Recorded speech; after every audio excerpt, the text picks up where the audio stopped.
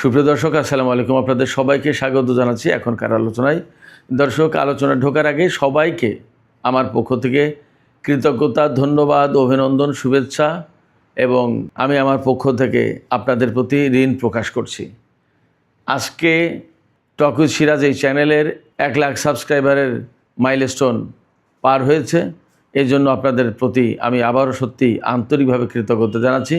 আপনারা পাশে ছিলেন বলেই এটা সম্ভব হয়েছে এবং খুব অল্প সময়ে, সেজন্য আপনাদের সবাইকে আবারও ধন্যবাদ। দর্শক, চলুন প্রথমে জেনে নিই আজকের ভিডিওতে যে বিষয়গুলো নিয়ে আলাপ করব সেই বিষয়গুলো। প্রথমেই আলোচনা থাকবে ইরাকের গভীর অভ্যন্তরে ইসরায়েলের সামরিক ঘাঁটির অস্তিত্ব খুঁজে পাওয়া গেছে।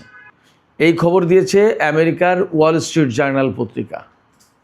এরপরে সাম্প্রতিক যে পরিস্থিতি বিরাজ করছে, হরমুজ প্রণালী এবং ইরানকে যে সমস্ত হুমকি দিচ্ছে আমেরিকা, তার প্রেক্ষাপটে ইরানের আইআরজিসির অ্যারোস্পেস ডিভিশনের প্রধান মেজর জেনারেল মাজিদ মুসাভি তিনি পরিষ্কার করে বলেছেন, ইরানের ক্ষেপণাস্ত্র এবং ড্রোন লক করা আছে, নির্দেশ দিলেই যুদ্ধ শুরু করবে। এপাশে আইআরজিসির নৌ ইউনিটের কমান্ডার তিনি বলেছেন, ইরানের কোনো ট্যাঙ্কারে যদি আর হামলা হয় তাহলে মধ্যপ্রাচ্যে মার্কিন ঘাঁটিগুলোতে হামলা চালানো হবে। মার্কিন প্রেসিডেন্ট ডোনাল্ড ট্রাম্প যখন চুক্তি করে অস্থির করে তুলছে, তখন ইরানের পররাষ্ট্রমন্ত্রী সাইদ আব্বাস আরাকচি বলেছেন, চুক্তির ব্যাপারে আসলে আমেরিকা মোটেই আন্তরিক নয়, আন্তরিকতার ঘাটতি আছে। আবার আমেরিকা যে চুক্তির জন্য ইরানকে সর্বশেষ 14 দফা প্রস্তাব দিয়েছে, সে ব্যাপারে আসলে কি বলা হয়েছে, তার ভিতরে গুরুত্বপূর্ণ কয়েকটি পয়েন্ট আমার হাতে এসে পৌঁছেছে। আমি আশা করি আজকের ভিডিওতে আপনাদেরকে সেগুলো জানিয়ে দেব। দর্শক, এই বিষয়গুলো নিয়ে এখন আলোচনা করব। চলুন মূল আলোচনায় চলে যাই। দর্শক, আবারও বলি, ভিডিও ভালো লাগলে লাইক, কমেন্ট, শেয়ার করবেন এবং চ্যানেলটি সাবস্ক্রাইব করে সাথেই থাকবেন। দর্শক, চলুন মূল আলোচনায় চলে যাই। প্রথমেই যে খবর দিয়ে আমি আজকের আলোচনা শুরু করতে চাই সেটি হচ্ছে যে ইরাকের গভীর অভ্যন্তরে মরুভূমির ভেতরে ইসরায়েলের একটি সামরিক ঘাঁটি, বিমান ঘাঁটি পাওয়া গেছে। ইরানে যখন আমেরিকা এবং ইসরায়েল যুদ্ধ শুরু করেছিল গত 28শে ফেব্রুয়ারি, তার কিছুদিন আগে নির্মাণ কাজ সম্পূর্ণ করা হয়, অর্থাৎ এই ঘাঁটি নির্মিত হয় তার কিছুদিন আগে, যুদ্ধ শুরুর কিছুদিন আগে। বিষয়টা জানা যায় পরে কিভাবে, ওই এলাকার একজন রাখাল মরুভূমির ভিতরে দেখে যে সামরিক হেলিকপ্টার ওঠে নামে এরকম উড়াউড়ি করে। ওই রাখাল ইরাকের সামরিক বাহিনীকে কোনো না কোনোভাবে জানায়। পরে সামরিক বাহিনী বিষয়টা আমলে নেয় এবং তারা ওই ঘাঁটির সন্ধানে এগিয়ে যায়। যখন ইরাকের সামরিক বাহিনী গাড়ি বহর নিয়ে, হয়তো ছোটোখাটো গাড়ি বহর নিয়ে যখন ওই ঘাঁটির দিকে যায়, তখন ইসরায়েল ইরাকি সেনাবাহিনীর উপরে, ওই সামরিক বহরের উপরে হামলা চালায়। তাতে একজন সেনা মারাও যায় এবং বেশ কয়েকজন আহত হয়। এই অবস্থায় ইরাকি সামরিক বাহিনী ফিরে আসে এবং ইরাক সরকার বিষয়টি আমেরিকাকে জানায়। ইরাক সরকার ধারণা করেছিল হয়তো আমেরিকা কোনো গোপন ঘাঁটি পরিচালনা করছে।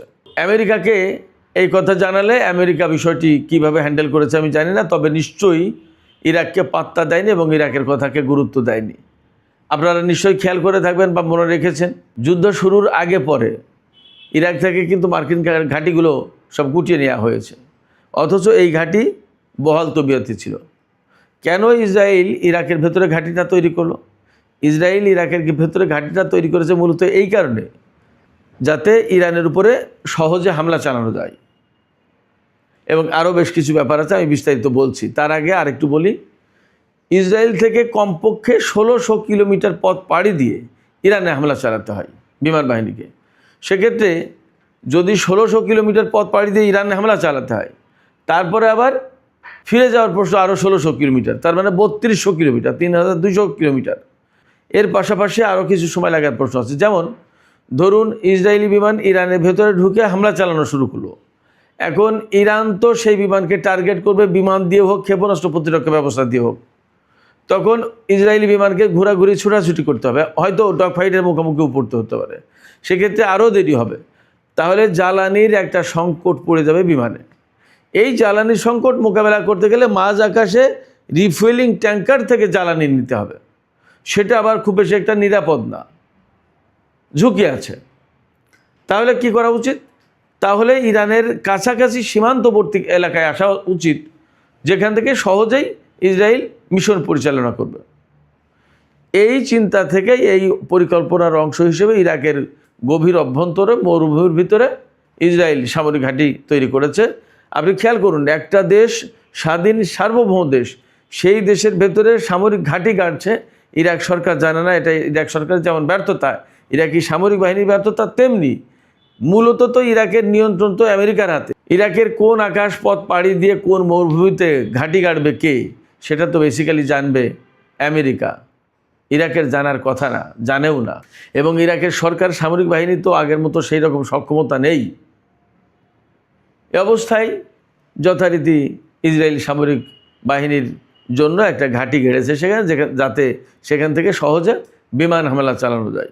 আমি আপনাদেরকে বলে রাখি, ওই ঘাঁটির পরিসর কতটা বিস্তৃত সেটা আমি জানি না, কিন্তু ইসরায়েলের হাতে এমন F-35 যুদ্ধবিমান আছে যে যুদ্ধবিমান হেলিকপ্টারের মতো উড়তে পারে, আবার ল্যান্ড করতে পারে। তার জন্য রানওয়ের প্রয়োজন হয় না, জাস্ট বিমানটা থাকলেই মোটামুটি হলো, তাতে হামলা চালানো যায়। শুধু তাই না, ইরানের উপর হামলা চালাতে গেলে ইসরায়েলের বা আমেরিকার যে সমস্ত সেনা বা পাইলট আহত হবে বা বিমান ভূপাতিত হলে বিমানের পাইলটদেরকে উদ্ধারের প্রশ্ন আছে, তাদেরকে উদ্ধারের জন্য কমান্ডো ইউনিট, রেস্কিউ টিম এবং তাদের সেবা শুশ্রূষা করার জন্য মেডিকেল টিম, সমস্ত সব কিছু এই ঘাঁটিতে মোতায়েন ছিল। এই খবর দিচ্ছে কে? এই খবর দিয়েছে মার্কিন অত্যন্ত প্রভাবশালী পত্রিকা ওয়াল স্ট্রিট জার্নাল। দেখেন পরিস্থিতি কোথায়। মধ্যপ্রাচ্যে তারা এতটা আধিপত্য বিরাজ করেছে, এতটা আধিপত্য বিস্তার করেছে। ইরানের জন্য প্রতিটা ক্ষণে ক্ষণে, মুহূর্তে মুহূর্তে, পায়ে পায়ে চ্যালেঞ্জ। এই ইসরায়েল এই কাজটা করতে পেরেছে সহজে এই কারণে, সিরিয়া যেহেতু তার কবলে বা কবজায়। সিরিয়াকে আমরা যদিও এখন একটা স্বাধীন সার্বভৌম দেশ দেখি, কিন্তু বেসিক্যালি সেখানে সিরিয়ার বাহিনীর কোনো সক্ষমতা নেই। সিরিয়ার বাশার আল আসাদ ছিল ইসরায়েলের জন্য সবচেয়ে বড় বাধা। ইরান বিরোধী অভিযান বা মধ্যপ্রাচ্যে তাদের যত পরিকল্পনা, এই পরিকল্পনা বাস্তবায়নের জন্য সবচেয়ে বড় বাধা হচ্ছে ইরান এবং সিরিয়া। সিরিয়া বড় বাধা এই কারণে যে ইসরায়েলের একেবারে ঘরের দরজায়, অর্থাৎ পা ফেললেই সিরিয়ার সীমান্ত। এই জন্য সিরিয়া বড় বাধা ছিল। আর সিরিয়া বড় বাধা না, বাধা ছিল বাশার আল আসাদের সরকার। ফলে বাশার আল আসাদকে নানান কায়দা কৌশলে শিয়া, সুন্নি বিরোধী, মুসলিম ব্রাদারহুডের লোকজনকে হত্যাকারী, নানান কথা দিয়ে তাকে গণবিরোধী এবং মুসলিম বিশ্বের সবচেয়ে ক্রিমিনাল একটা শাসক হিসেবে দেখানোর চেষ্টা করেছে। এবং আমরা সেই চেষ্টাকে গিলেছি, হজম করেছি, গ্রহণ করেছি এবং বাশার আল আসাদের বিরুদ্ধে খেপিয়ে তুলে তাকে বিদায় করে দিয়েছে। এবং তুরস্কের president Recep Tayyip Erdogan Bashar al আসাদকে সরিয়ে দেওয়ার জন্য 1 নম্বর দায়ী। যাই হোক, বাশার আল আসাদকে সরিয়ে দেওয়ার পর সিরিয়া একদম ইসরায়েলের জন্য স্বর্গরাজ্য হয়ে গেছে। এখন ইসরায়েল থেকে সিরিয়া হয়ে ইরাকের ভেতরে চলে আসে কোনো ব্যাপারই না। সব আমেরিকা এবং ইসরায়েলের নিয়ন্ত্রণে এখন সিরিয়া এবং ইরাক পুরো। যেখানে ইরাক মুক্ত হওয়ার পরে ইরানের সুবিধা হয়েছিল, ইরাক থেকে সিরিয়ায় যে একদম ইসরায়েলের দোরগোড়ায় চলে গিয়েছিল। এখন সিরিয়ার পতন হওয়ার কারণে ইসরায়েল একেবারে ইরানের দোরগোড়ায় চলে এসেছে। এপাশে সংযুক্ত আরব আমিরাতে তো আছেই। মধ্যপ্রাচ্যের পরিস্থিতি ভীষণভাবে পাল্টে যাচ্ছে এইভাবে। তো ইরাকের ভেতরে যখন এরকম শত্রুতা শুরু করেছে ইসরায়েল ঘাঁটি গেড়ে, তখন ইরানের জন্য কিন্তু ঘরের দরজায় বিপদ এসেছে। হয়তো এখন ইরান নতুন করে ব্যবস্থা নেবে, কিন্তু যুদ্ধের ভেতরে আমি যখন প্রায় মাঝে মাঝে বলতাম যে ইরান এত হামলা চালিয়েছে, ইসরায়েলের ভেতরে বিমান ঘাঁটিতে হামলা চালিয়েছে, বিমানের উপর হামলা চালিয়েছে, অনেকেই প্রশ্ন করতো যে ইরান এত হামলা চালায়, তাহলে ইসরায়েল কি করে ইরানের উপর বিমান হামলা চালাচ্ছে? এই বিমান ঘাঁটি পাচ্ছে কোথায়, কোথা থেকে হামলা চালাচ্ছে? আমরা আসলে সব কিছু জানতেও পারতাম না, এত কিছু তো জানার সুযোগ নেই বাংলাদেশে বসে। এখন তো বোঝা গেল যে ইরাকের মতো জায়গায় বসে ঘাঁটি গেড়ে বসে আছে। এখন ঘাঁটি একটা গেড়েছে না 5টা গেড়েছে কে জানে। সিরিয়ার ভেতর থেকে এসে দেখা গেল যে সিরিয়ার ঘাঁটি ব্যবহার করে সেখান থেকে উড়ে এসে ইরাকের উপর দিয়ে ইরানের হামলা চালাচ্ছে না, তার নিশ্চয়তা কোথায়? এবং আমি আপনাদেরকে বলি, আজারবাইজান নামক একটা দেশ আছে, একসময় আজারবাইজান কিন্তু ইরানের অংশ ছিল।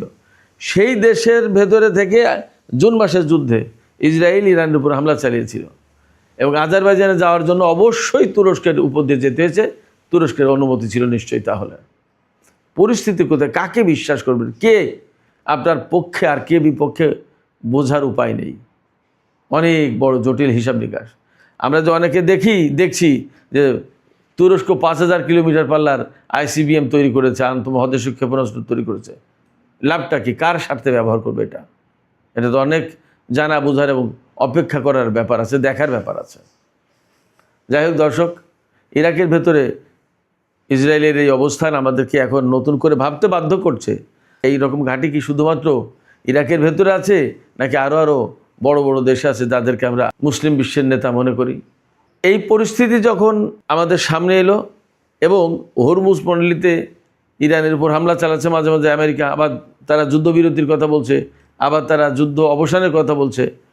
আনুষ্ঠানিকভাবে মার্কো রুবিও ঘোষণা করেছে, মার্কিন পররাষ্ট্রমন্ত্রী, যে যুদ্ধের অবসান ঘটেছে। ডোনাল্ড ট্রাম্প বলছে যে যুদ্ধবিরতি বহাল আছে, আবার তারা ইরানের উপর হামলা চালাচ্ছে।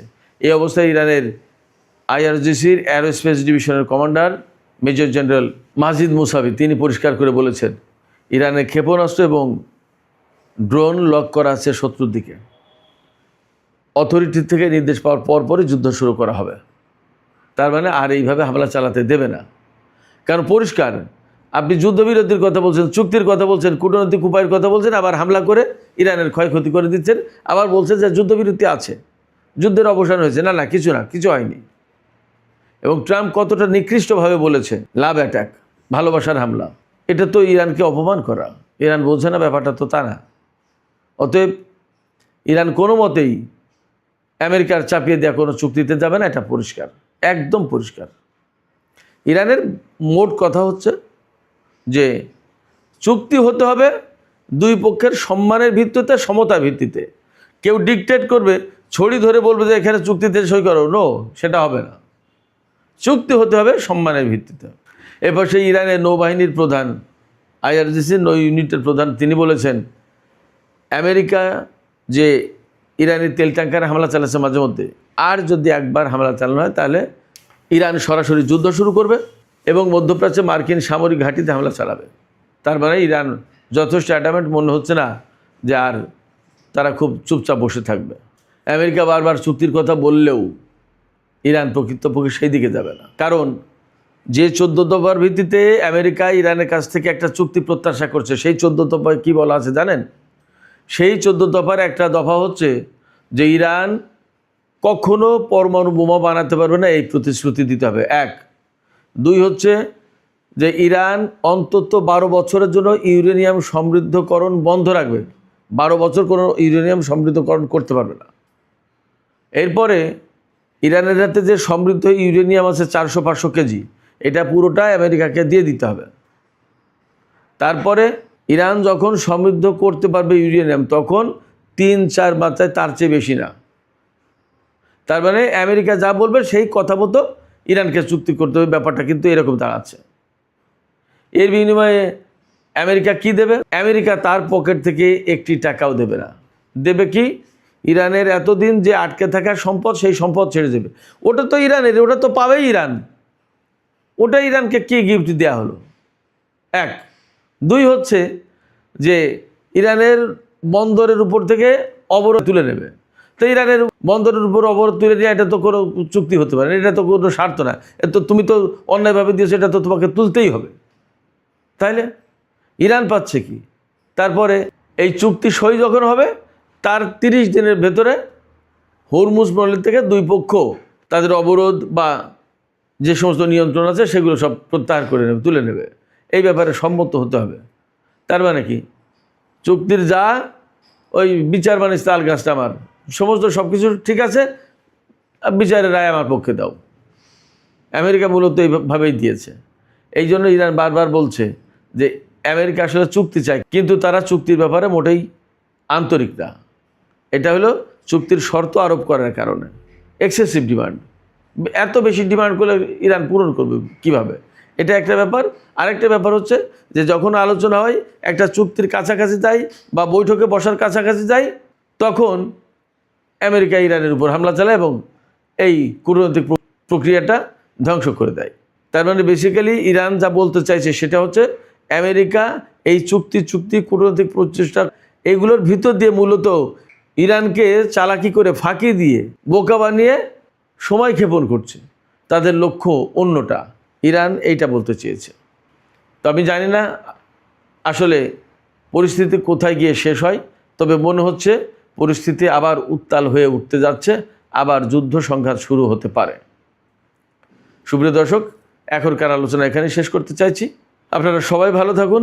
টক উইথ সিরাজের 1 লাখ সাবস্ক্রাইবার পূর্ণ হওয়ার দিনে আপনাদের সবাইকে আবারও আন্তরিক মোবারকবাদ, ধন্যবাদ এবং কৃতজ্ঞতা জানিয়ে আজকের আলোচনা এখানে শেষ করছি। যাবার আগে আপনাদের কাছে মতামত জানতে চাই, এই যে আলোচনা করলাম, আসলে কি আপনারা মনে করেন যে আমেরিকা এই চুক্তির ব্যাপারে আসলে আন্তরিক, নাকি ইরানকে আসলে নানাভাবে ফাঁকি দিয়ে, প্রতারণা করে, চালাকি করে সময় ক্ষেপণ করছে, পরে একটা বড় রকমের হামলা আবার চালাবে? কি মনে হয়? আপনাদের মতামত কমেন্টে জানাতে পারেন। আর ভিডিও ভালো লাগলে লাইক কমেন্ট শেয়ার করবেন এবং চ্যানেলটি সাবস্ক্রাইব করে সাথেই থাকবেন। আপনাদের সবাইকে অনেক অনেক ধন্যবাদ। আল্লাহ হাফেজ।